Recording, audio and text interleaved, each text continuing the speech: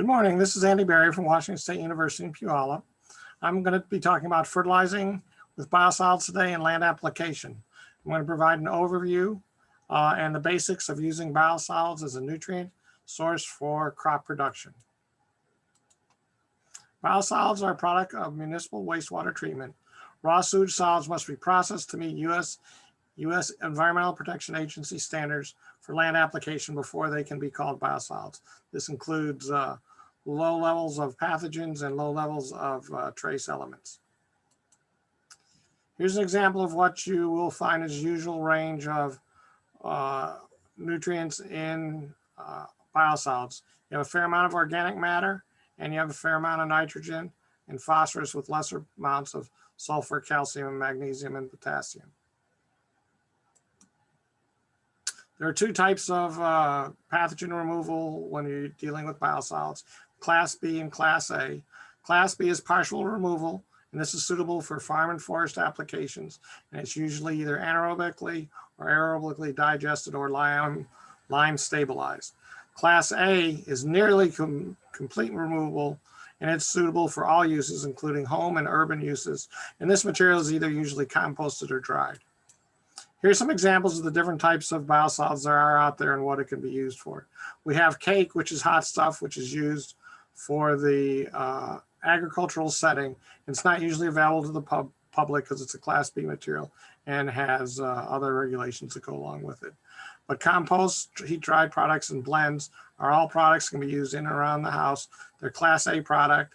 And so we have a blend, which is such as Tagro, which is a mixture of biosolids, which is a Class A cake, and then a wood product and some organic matter, which supplies organic matter and nutrients.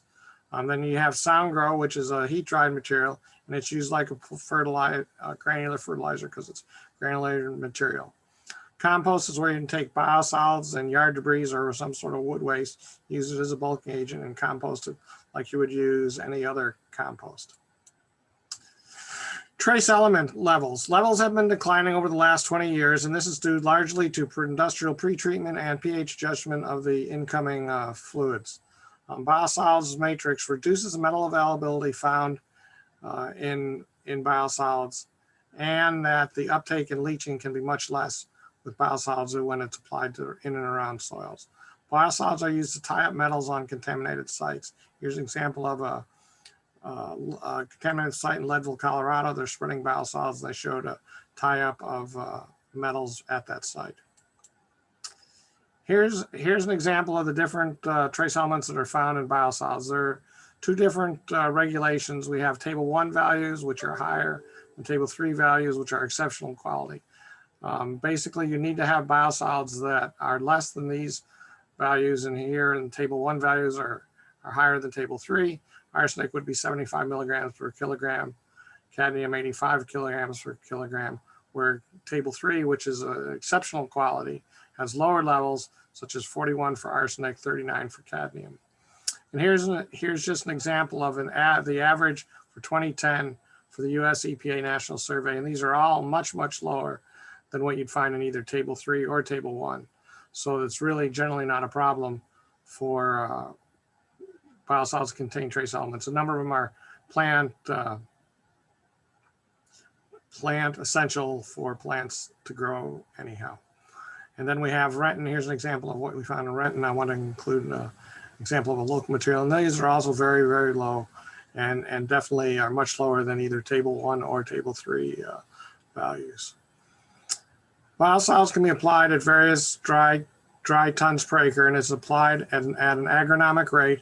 And here's an example of what a first year wheat yield would be after applying biosolids at 3 different rates. So we have 5 different treatments: unfertilized control, fertilizer control, which is about 50 pounds of N per acre, and 3 rates of biosolids, 2, 3, 4.5 dry tons per acre. You can see that in this case, in all cases, all levels of biosolids here exceed yields for the fertilized or unfertilized control.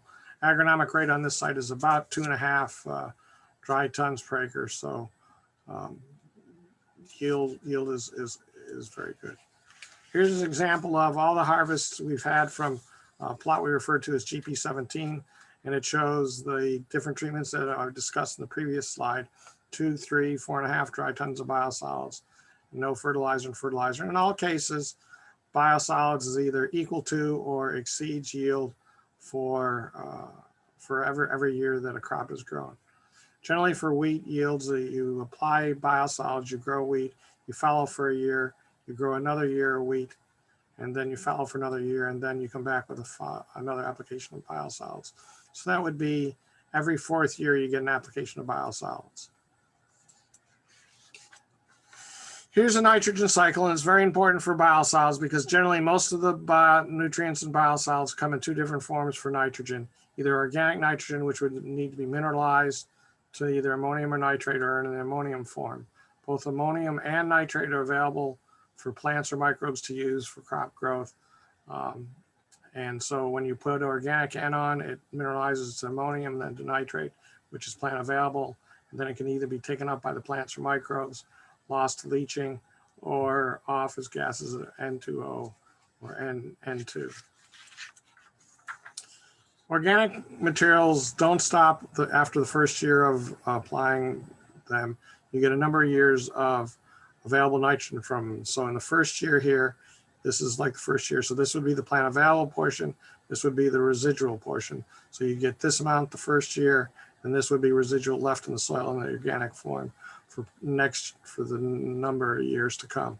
So here's the second year. You get, if you were to apply it in the second year, you get plant available from that year and a certain amount that's not available. And then you'd also get material from the very first year. You get part of that it becomes plant available, and then plant part that's not. Generally, you'll see about 30% of available in the first year, 8% the second year, and lesser amounts third, fourth, and fifth as time goes on. So here's the ranges of available nitrogen you can expect to see. So for organic material for the first year, somewhere between 0 and 40%. If it's an anaerobic or aerobic cake, you generally find 30% or so. If it's in a lagoon and it's been there for many, many years, you might not see much of anything down by that 0 range. And then we have ammonium from the first year, and we'll see somewhere between 20 and 40%, 20 and 100% of the ammonium retained the first year. It depends on how it's applied and how it's incorporated. If it's injected right into the soil, then you're closer to 100%. If the biosolids are put on the surface and allowed to gas off, then you'll be down closer to the 20%. Then here's the second year, you'll see 8%. Third year, you'll see 3%. And organic matter, the organic fraction in the fourth and fifth year, you'll see 1%. Biosolids can meet nutrient needs for most crops, and organic matter is recycled to the soil. Here's an example of some urban crops. These are daylilies. This is with biosolids compost. This is without biosolids compost. Same control, just different rates, and you can see that ones with biosolids are much better. Phosphorus and biosolids. Addition of P from biosolids provides long-term crop growth and benefits, but you must be careful to avoid P loss to sensitive bodies of water. So you want to be careful where you apply it and work it in, depending on if you are able to provide, not avoid P loss from runoff. Agronomic tests are available to help better determine when P is needed. One of the tests that's frequently used for P is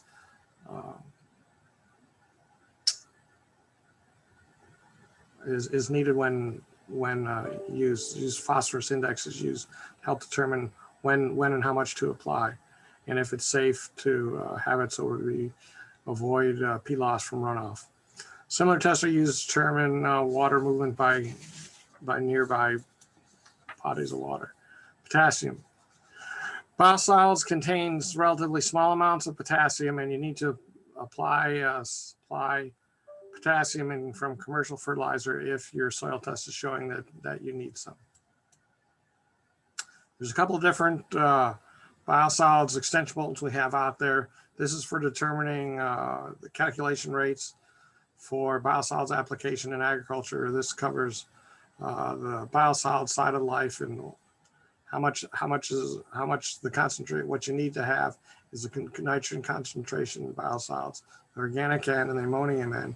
than any other sources of N from manure, fertilizer. If cows are going to be grazed on it, then these are used to determine application rate.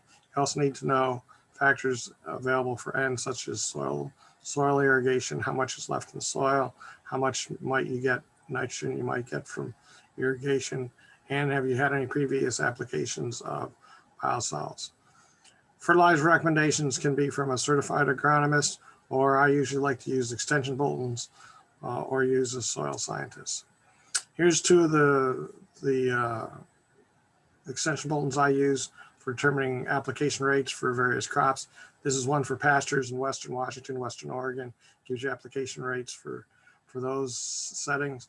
And the second place where biosolids is used a lot is in dryland winter wheat, and this is the extension bulletin that I use for dryland winter wheat. So in summary, biosolids is a good source of nutrients for crop production, wheat and grass and pastures, and repeated application can lead to an increase in phosphorus levels, which you need to be careful and watch. And biosolids can be used to increase carbon and nitrogen in the soil. Using biosolids can improve soil health and bulk density. Here's a few extension bulletins that are available on biosolids. Fertilizing with biosolids gives you an overview of what biosolids is, basically what I've done today. And then a worksheet for calculating application rates help you determine how much nitrogen is available from biosolids. One particularly for cropping systems, on dryland cropping systems, and how you manage biosolids in that situation. And then another one on biosolids quality goes in depth a little more into the different contaminants you might find in biosolids. Or if you have any questions, go ahead and give me an email at barry@wsu.edu. Thank you very much, and have a good day.